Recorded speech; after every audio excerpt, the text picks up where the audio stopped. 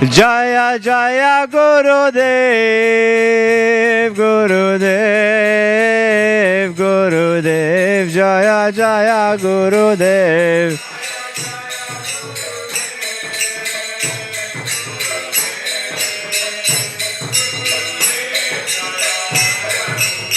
Nitai Go Premanandi.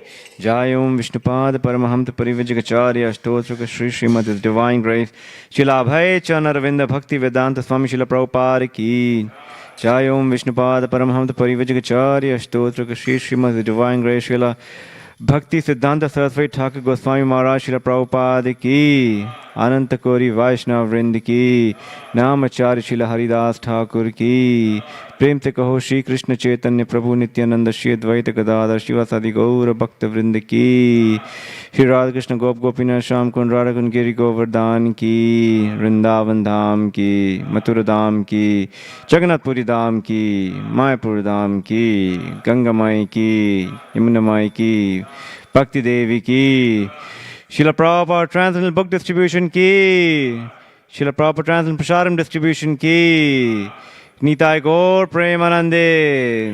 All glories to the assembled devotees. Hare Krishna. All glories to the assembled devotees. Hare Krishna. All glories to the assembled devotees. Hare Krishna. All glories to Shri Guru and Shri Gauranga.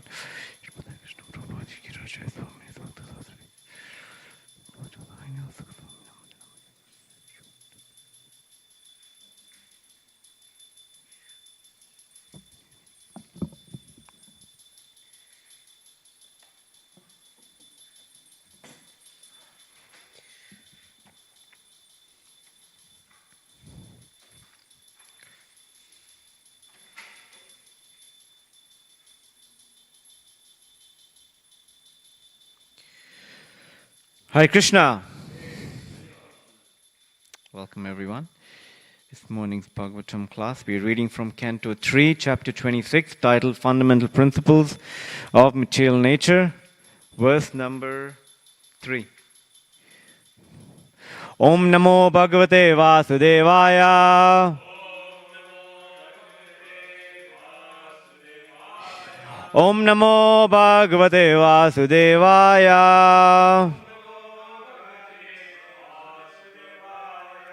Om Namo Bhagavate Vasudevaya.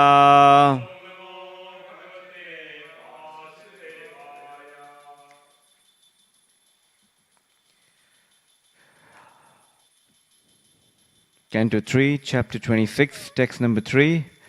Anadiratma Purusho Nirguna Prakrite Paraha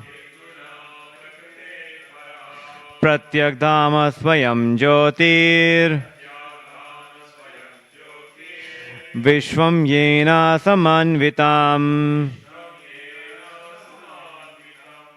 Anadiratma Purusho Nirguna Prakrite Paraha Pratyagdhama Swayam Jyotir Vishwam Yena Samanvitam.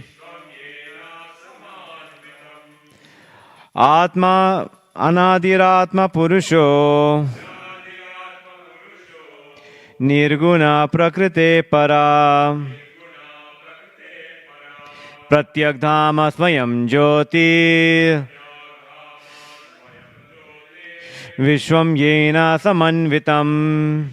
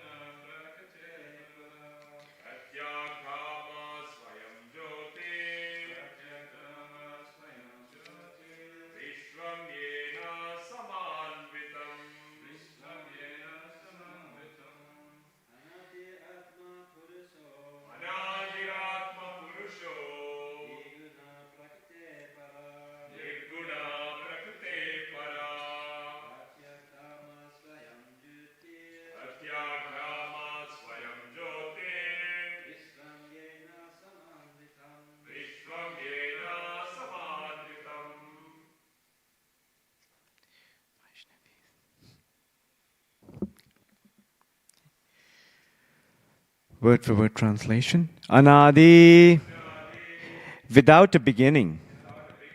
Atma, the Supreme Soul. Purushaha, the personality of Godhead. Nirguna, transcendental to the material modes of nature. Prakriti para, beyond this material world. Pratyagdhama, perceivable everywhere. Swayam Jyoti, self-effulgent. Vishwam, the entire creation. Yena, by whom. Samanvitam, is maintained. Translation and purport by His Divine Grace Srila Abhay Charana Ravinda Bhakti Vedanta Swami Srila Prabhupada. Srila Prabhupada ki. Translation. The Supreme Personality of Godhead is the Supreme Soul, and He has no beginning. He is transcendental to the material modes of nature and beyond the existence of the material world. He is perceivable everywhere because He is self-effulgent.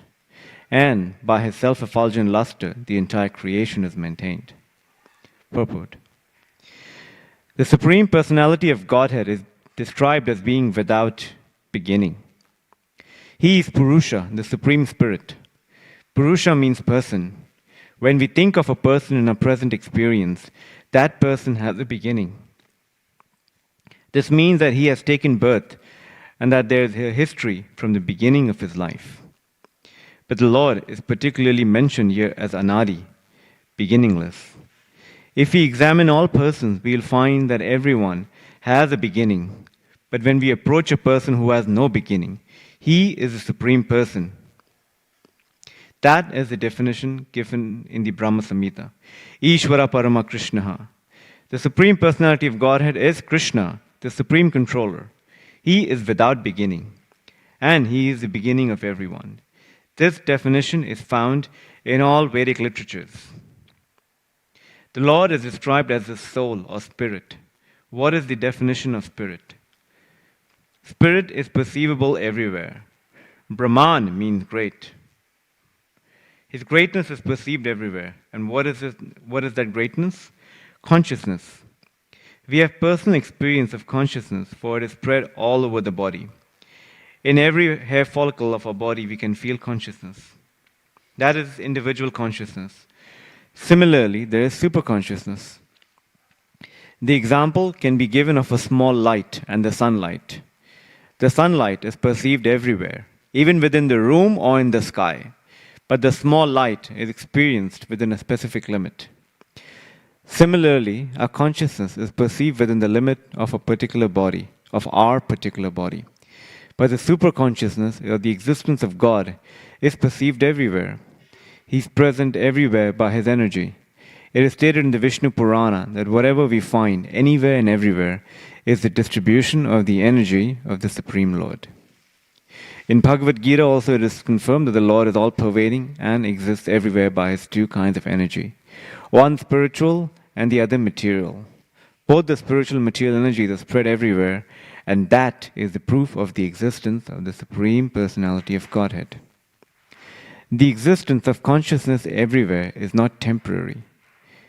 It is without beginning, and because it is without beginning, it is also without end.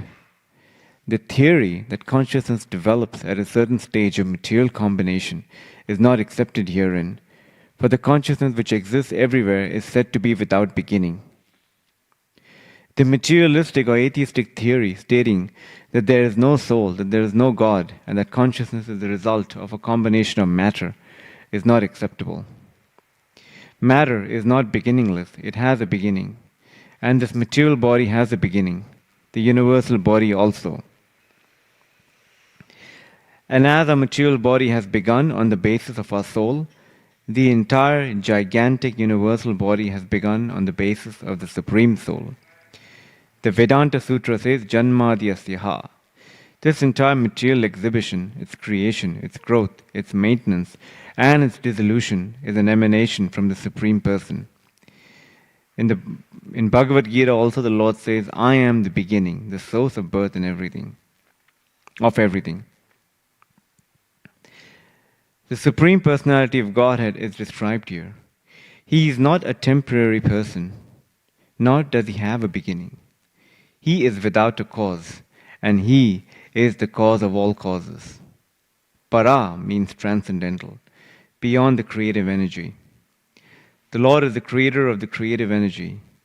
We can see that there is a creative energy in the material world, but he is not under this energy. He is Prakriti Para, beyond this energy. He is not subjected to the threefold miseries created by the material energy because he is beyond it.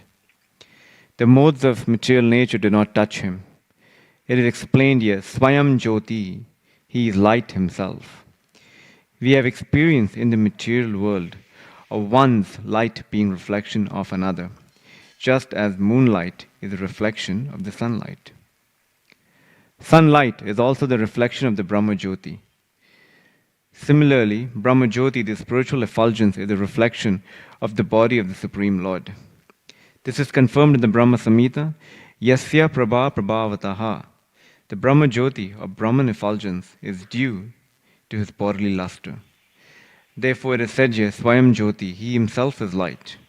His light is distributed in different ways, as the Brahma Jyoti, as sunlight, and as moonlight. Bhagavad Gita confirms that in the spiritual world, there is no need of sunlight, moonlight, or electricity. The Upanishads also confirm this because the bodily luster of the Supreme Personality of Godhead is sufficient to illuminate the spiritual world. There is no need of sunlight, moonlight, or any other light or electricity. This self-illumination also contradicts the theory that the spirit soul or the spiritual consciousness develops at a certain point in material combination. The term Swayam Jyoti indicates that there is no tinge of anything material or any material reaction. It is confirmed here that the concept of the Lord's all-pervasiveness is due to his illumination everywhere. We have experience that the sun is situated in one place, but the sunlight is diffused all around for millions and millions of miles. That is our practical experience. Similarly, although the Supreme Light is situated in his personal abode, Vaikuntha or Vrindavan, his light is diffused not only in the spiritual world, but beyond that, in the material world also. That light is reflected by the sun globe, and the sunlight is reflected by the moon globe. Thus, although he is situated in his own abode, his light is distributed all over the spiritual and material worlds. The Brahma Samhita 5.37 confirms this. Goloka eva nivasati akhilatma bhutaha. He is living in Goloka, but still he is present all over the creation. He is the super soul of everything, the Supreme Personality of Godhead, and he has innumerable transcendental qualities. It is also concluded that although he is undoubtedly a person, he is not a Purusha of this material world. Mayavadi philosophers cannot understand that beyond this material world there can be a person. Therefore, they are impersonalists. But it is explained very nicely that the personality of Godhead is beyond material existence.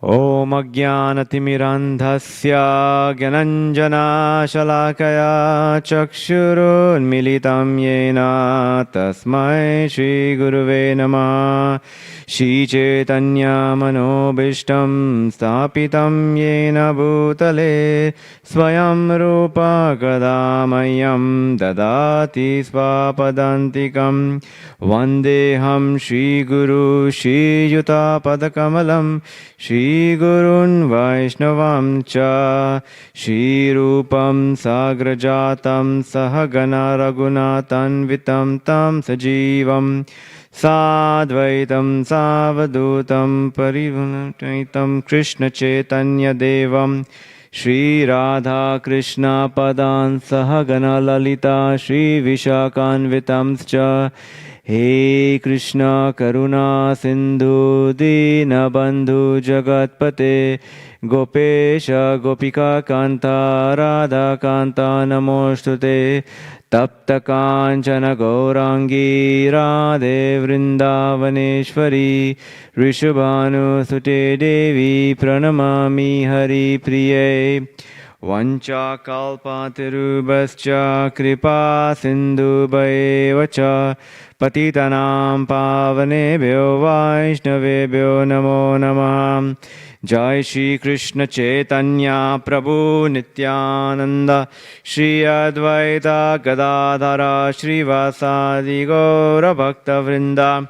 Hare Krishna Krishna Krishna Hare Hare Hare Rama Rama Rama Hare Hare Hare Krishna Krishna Krishna Hare Hare Hare Rama Rama Rama Hare Hare Hare Krishna Krishna Krishna Hare Hare Hare Rama Rama Rama Hare Hare.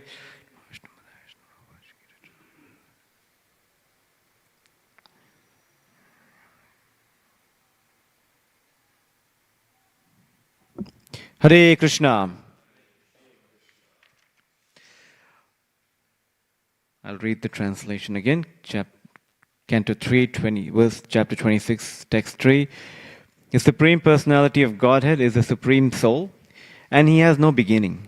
He is transcendental to the material modes of nature and beyond the existence of this material world. He is perceivable everywhere because He is self-effulgent, and by His self-effulgent luster, the entire creation is maintained. Such a beautiful verse and purport. Prabhupada will always say, if someone reads the Krishna book, his life would be transformed. His whole life would be transformed. And then he would go again. Even if someone reads just a chapter of the Krishna book, his whole life would be transformed. Then he would go back and say, even if someone just read a page, his whole life would be transformed. Even if someone reads a word, his whole life would be transformed. And finally, if someone even touches the book, their life would be perfect. So here we see Srila Prabhupada being so merciful, loading us up with the words of glorification of Sri Krishna. So we should take full advantage of what we've been given, what we've been gifted. So in this verse, or in this purport, there are so many beautiful points that can be expanded upon. Obviously, in the interest of time, whatever little reflections that I've heard from others, I would like to share. And please seek blessings of all you wonderful Vaishnavas here to give me all your blessings and mercy so that whatever comes is of glorification to Divine Lord Shri Radha Gopinath and pleasing to our Srila Prabhupada and our Guru Varga. So, as I said, there are many points here. And towards the end of the purport, it is said, He is the super soul of everything, the Supreme Personality of Godhead, and He has innumerable transcendental qualities. In chapter 9 of the Bhagavad Gita, verse number 4, Maya tatam idam sarvam jagat avyakta murtinaha masthani sarva bhutani nachaham teva avastitaha. By me, in my unmanifested form, this entire universe is pervaded. All beings are in me, but I am not in them. And then Krishna follows that up in the next verse.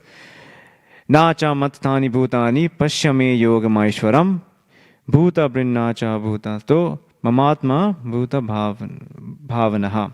And yet, everything that is created does not rest in me. Behold my mystic opulence. Although I am the maintainer of all living entities, and although I am everywhere, I am not a part of this cosmic manifestation, for myself is the very source of creation.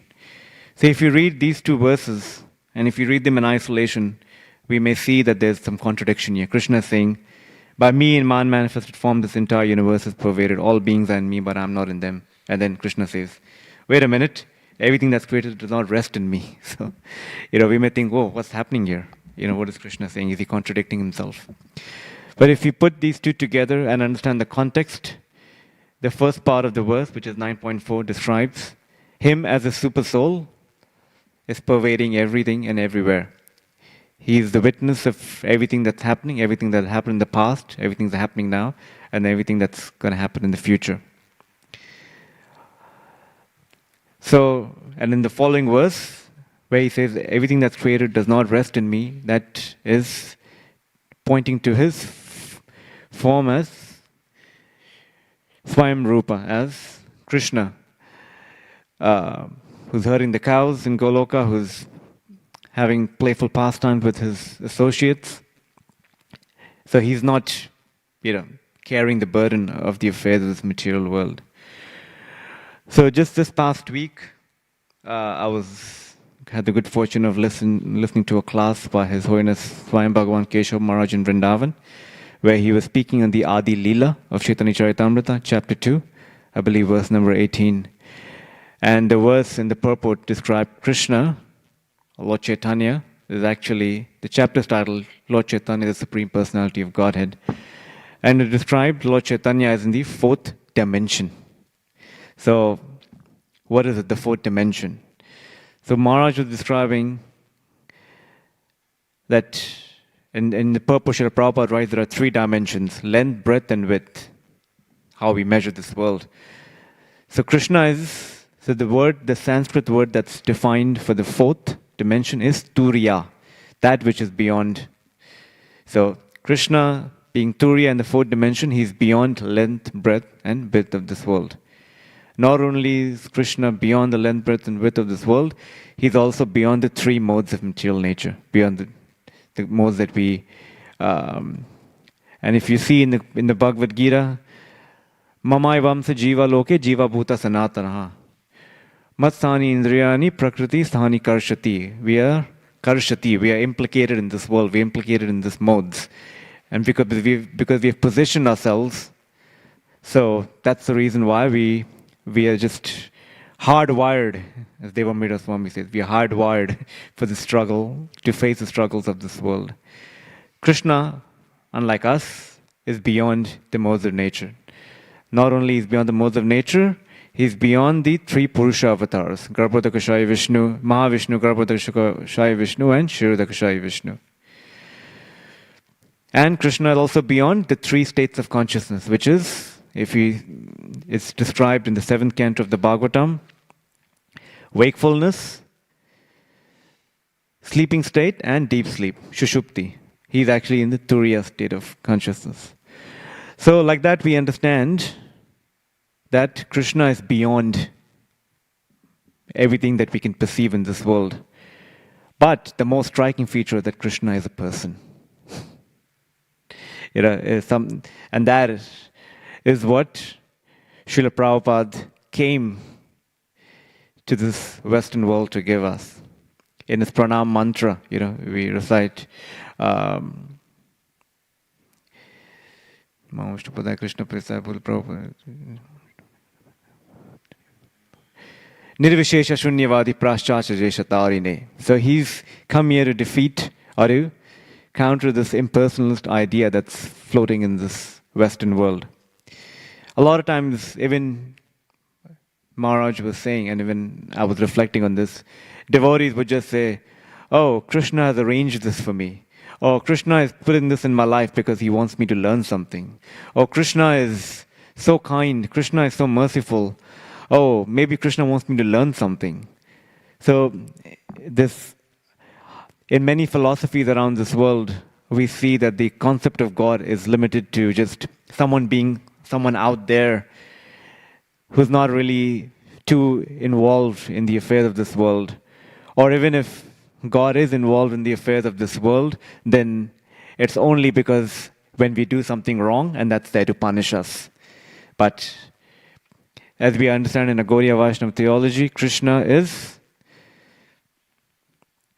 to the principle of Achintya Bheda Bheda Tattva, simultaneously one and different. So Krishna is here and not here, as is described in the Bhagavad Gita.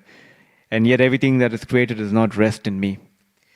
So the most profound principle is that Krishna is a person. Every morning we see here the Lord is woken up, is offered something just, I think, 3 months ago. Kanashan Prabhu and the rest of the deity department, a small set of the deity department, but giving us a presentation for devotees to be engaged in different services. And even though for myself I've been, to some extent practicing devotion service for these number of years, there were so many details that were presented, which even to myself was like, wow, I didn't know all this. At 3 o'clock or 3:30, the Lord's woken up.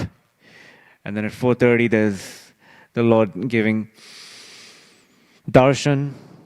At 7 o'clock or between 5 and 7, the Lord's being dressed and being bathed. And then at 7:40, the Lord has his morning breakfast. And then if you follow through the day, the whole program goes all the way till 9:30. And why are we doing that? Because Krishna is a person. The deity is a person. The deity is non-different from Krishna. Krishna has come here in the form of his Archa Vigraha. So we are meant to cultivate a loving relationship with Krishna because Krishna is a person. And everything reaches a summit in loving relationship with Krishna. So I was, in my own reading, how it was described here in this verse and purport, a particular point here, Krishna being the cause of all causes. In the second canto of the Bhagavatam, there's a chapter titled The Cause of All Causes. So if you read it, I believe it's chapter 5 of the second canto. And in that, Narada Muni asks Lord Brahma, because he's, as we understand, Lord Brahma is a secondary creator, so he asks Lord Brahma, what is the source of your knowledge? Under whose protection are you standing? What is your real position? And then he says, yet we are moved to wonder about the existence of someone more powerful than you when we think of your great austerities. So Brahma, as we understand, and it will be described in this chapter, the ingredients are already existing. Brahma has to assemble these ingredients, and then that becomes the manifested world. So, however, Narada Muni, seeing Lord Brahma in this position, understand that Lord Brahma underwent austerities. He went austerities for 1,000 years, 1,000 celestial years. So he understood that there is some austerities being performed by Lord Brahma, which means that Brahma is getting some sort of direction from someone else higher than him. And then later Lord Brahma responds in the following verses. Until one is not aware of the personality of Godhead, one is sure to be illusioned by observing my wonderful acts. So if we, once Srila Prabhupada, so the concept is that unless we see or we are not aware of the personality of Godhead, we will be misled or we will be spellbound by the illusory energy this world. Once Srila Prabhupada, I believe it was a public lecture or a public forum, someone asked Prabhupada, have you seen Krishna? And Srila Prabhupada said, yes. And this gentleman then Srila Prabhupada asked him, have you seen Krishna? And this man said, no, I haven't seen Krishna. And then everyone were, just waiting to see what will Prabhupada say. And then Srila Prabhupada says, do you want to see Krishna? And this person just hung his head and said, no. If you don't want to see Krishna, then why will Krishna want to show him to you? So just this last week, we were still, as we are still somehow grieving, but at the same time absorbing ourselves in the memories of the glories of His Holiness Kadamakarana Swami. Something that was very interesting was that if everyone has seen his last message that was put up on YouTube, So the disciple that was, or the group of devotees that were attending to Maharaj in his final days, that message that Maharaj did record, which was made available, he said that Maharaj was, what was not known, and maybe this is obviously, it's known now, that Maharaj had 80 tumors all over his lungs, due to which his breathing was such a struggle that every breath that he had to take was such, he had to exert himself beyond what we can even imagine. So after he recorded that message, or while he was recording that message, His Grace Burijan Prabhu came to his flat to see him.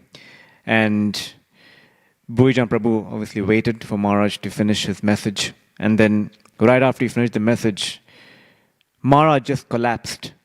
And then Burijan Prabhu came to him, he's like, Maharaj, you seem to have just drained yourself completely. You have no energy left. And Maharaj said, yes, I have no energy. And then Burijan Prabhu said, but how did you record that message? Because seeing your condition, it seems impossible. And Maharaj just looked up and just said one word, desire. If it's my desire, he said in his, but it was later on in a humorous way, as a Dutchman, whatever I desire, I make it happen. So similarly, what is our desire? Do we want to see Krishna? Yeah, if you want to see Krishna is here in his Archa Vigraha form. We come every morning, when we come in front of Radha Gopinath, Gauranitai, Shri Jagannath Baldev Subhadra, what is our disposition? Are we coming here to glorify them? Are we coming here to truly... It is said that we should come and offer prayers to Radha Gopinath, to the Lordships, or at least offer, my Lord, yesterday, this is what I did. These were my struggles. Please help me today. Please help me remember you. Please help me get closer to you. Because we are here to develop a personal relationship with Radha Gopinath. So similarly, in this way, what is our desire? It all boils down to that. So like this, in this way, then there was a section here in this purport that discussed the topic of consciousness. The existence of consciousness everywhere is not temporary. And consciousness is actually a very powerful, subtle energy that actually pervades through our body. And that's basically, and if you read chapter 13 of the Bhagavad Gita, verse number 34, Srila Prabhupada, that which emanates our entire body is actually consciousness. And the consciousness proves the existence of the soul. Just recently, I was reading a book by Her Grace Devaki Mataji, and she related a very interesting story in there. And she said that there was a devotee child or a kid that she had came to know of, and this child had a bone marrow transplant from some other person. So this child was having some difficulties, and there was a bone marrow transplant. And surprisingly enough, for an entire year, this child had some very disturbing thoughts, some very disturbing patterns, which affected this child for a whole year. And later on, when they found out, they're like, yes, because the bone marrow, the donor who donated the bone marrow was actually involved in all kinds of illicit activities and was mentally quite disturbed. So one may think, okay, the organ doesn't remember anything. Yes, the organ doesn't remember anything, but the organ is surcharged with the desires and thoughts that stay along for some time until this organ is routed into the consciousness or to the soul of this body that has now come into the place. So consciousness is very powerful. A lot of times, an example that Srila Prabhupada would always speak about and always we hear is, what we do, what we speak with our minds and words, and what a lot of times even when it comes to cooking.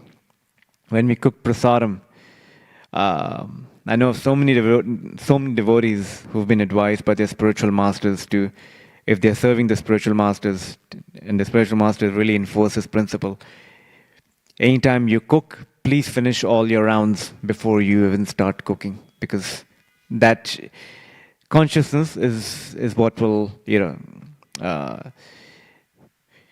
have an effect that'll uplift others. His Holiness Bhakti Tirtha Swami writes it in his book,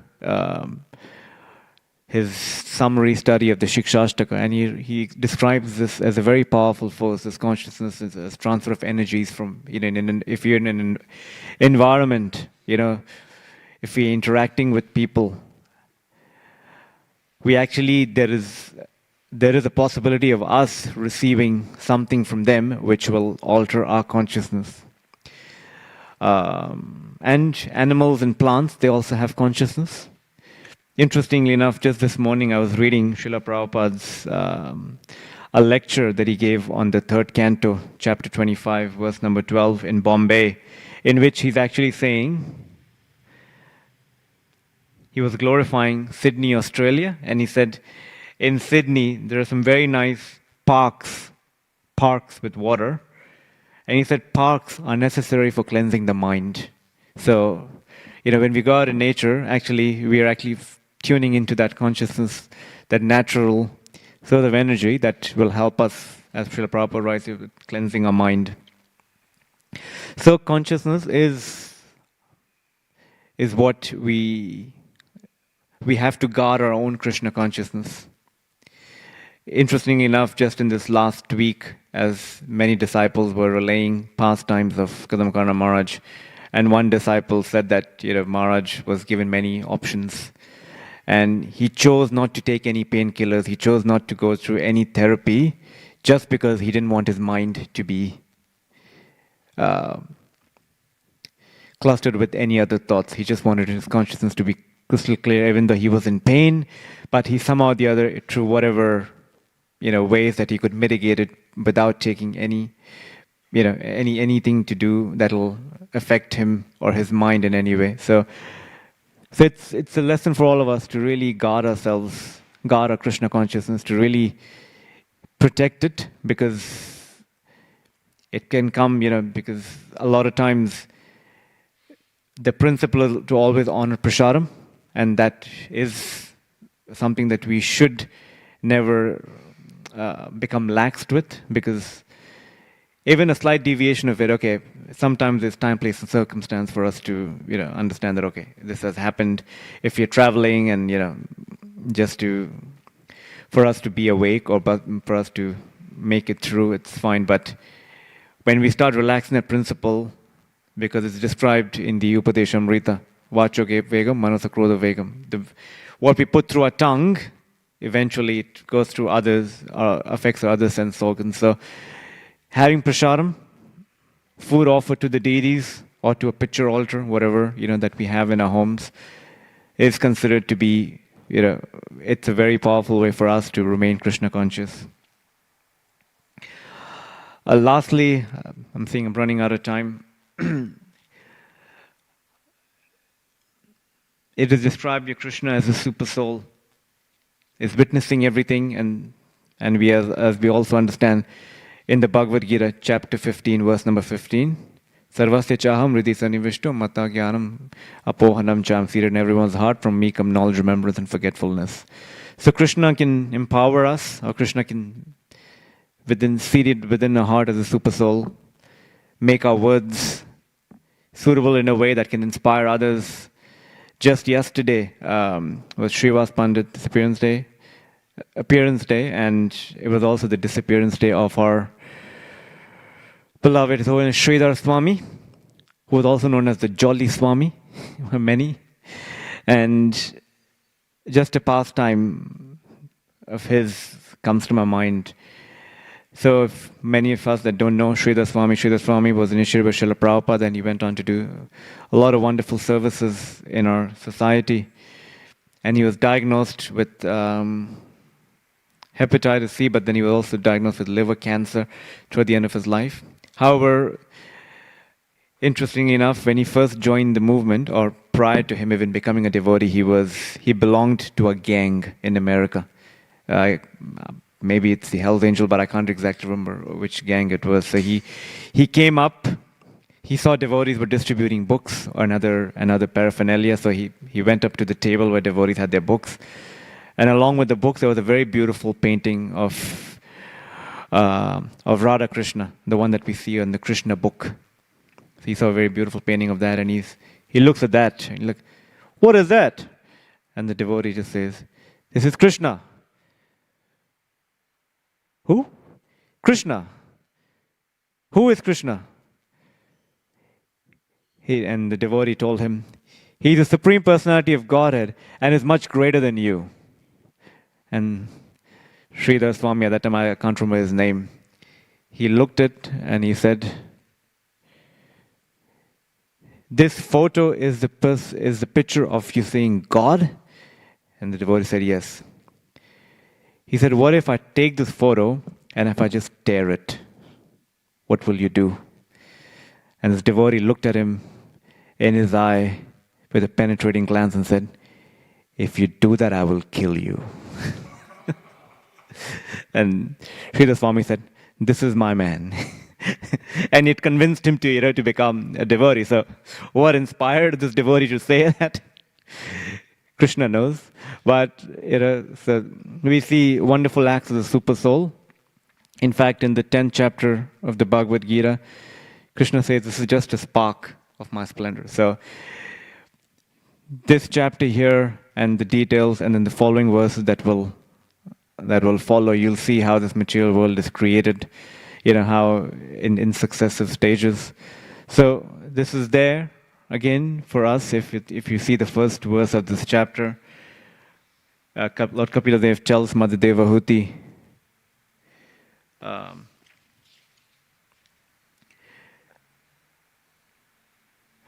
if you understand this science of devotional service in Sankhya philosophy, one can become free from the modes of material nature. And this will cut the knot of material existence that's there, or the desire for us to lord it over material nature.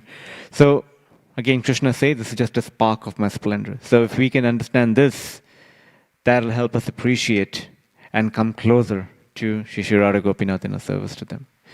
So I've gone over time. Maybe room for one question, maybe, or one comment. Yes, Prabhu. Hare Krishna. It's mentioned, Srila Prabhupada mentioned in the book that Purusha means person. Mm-hmm. Should we understand that, or is it specifically referred to Krishna only, or anyone in general? So Purusha means enjoyer. Right? That's Prakriti. There's Prakriti and Purusha. Purusha means enjoyer. In the ultimate sense, the only enjoyer or the ultimate enjoyer is Krishna. We are enjoying. We are Purushas only. We are in our constituent state. We are Prakriti. We are to be enjoyed. So in that context, it's Krishna. And also the last sentence of the translation. Yep. It says, "By his self-effulgent luster, the entire creation is maintained."